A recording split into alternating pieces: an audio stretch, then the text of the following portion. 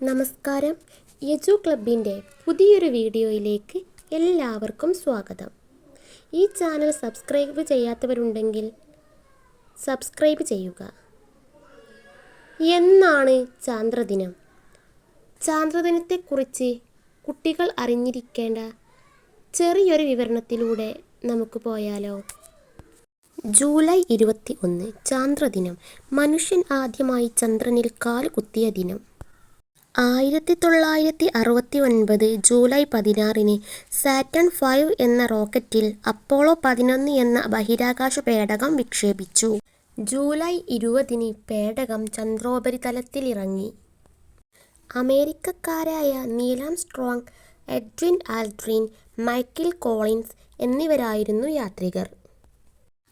July 21 Neil Armstrong ആദ്യമായി ചന്ദ്രോപരിതലത്തിൽ കാലുകുത്തി.